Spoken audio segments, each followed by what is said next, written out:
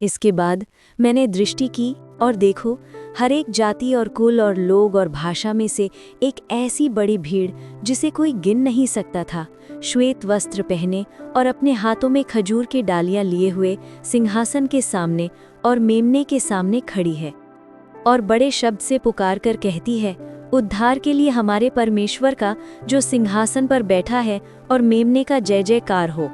और सारे स्वर्गदूत और सिंहासन और प्राचीनों और चारों प्राणियों के चारों ओर खड़े हैं।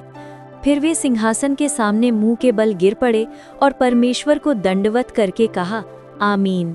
हमारे परमेश्वर की स्तुति और महिमा और ज्ञान और धन्यवाद और आदर और सामर्थ्य और शक्ति युगानुयुग बनी रहे, आमीन। इस पर प्राचीनों में से एक ने मुझसे कहा, ये श्वेत वस्त्र पहने हुए कौन हैं और कहाँ से आए हैं? मैंने उससे कहा, हे स्वामी, तू ही जानता है। उसने मुझसे कहा, ये वे हैं जो उस महाक्लेश में से निकल कर आए हैं। इन्होंने अपने अपने वस्त्र मेमने के लहू में धोकर श्वेत किए हैं। इसी कारण वे परमेश्वर के सिंहासन के सामने हैं और उसके मंदिर में दिन रात उसकी सेवा करते हैं। और जो सिंहासन पर बैठा है वह उनके ऊपर अपना तंबू तानेगा। वे फिर भूखे और प्यासे न होंगे, न उन पर धूप न कोई तपन पड़ेगी, क्योंकि मेमना जो सिंहासन के बीच में है उनकी रखवाली करेगा और उन्हें जीवन रूपी जल के सोतों के पास ले जाया करेगा। और परमेश्वर उनकी आंखों से सब आंसू पोंछ डालेगा। बड़ी भीड़ में कौन कौन थे?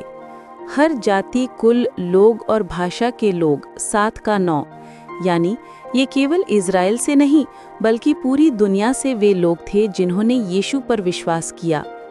वे कैसे खड़े हुए थे?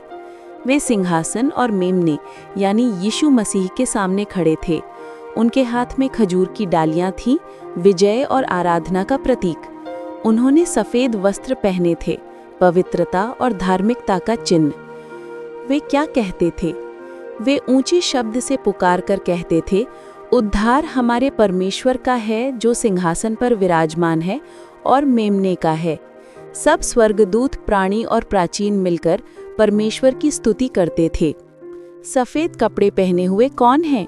वे हैं जिन्होंने महाक्लेश से निकलकर अपने वस्त्र मेमने यानी यीशु के लहू में धोए और उजले किए, यानी जिन्होंने कष्ट सहकर भी विश्वास बनाए रखा और यीशु के बलिदान से पवित्र किए गए।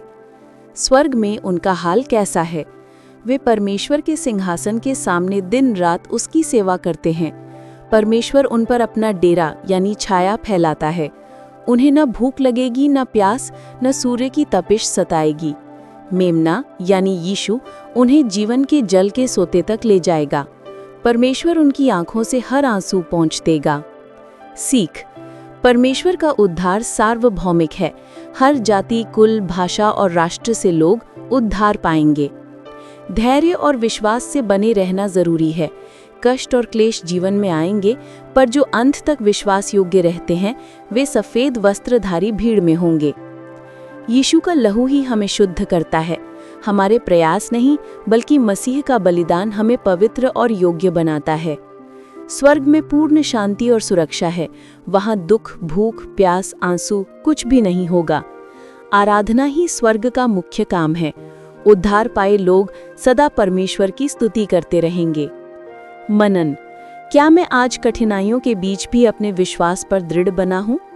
क्या मैं अपने जीवन को यीशु के लहू से शुद्ध करवाने के लिए प्रतिदिन उसके पास जाता हूँ?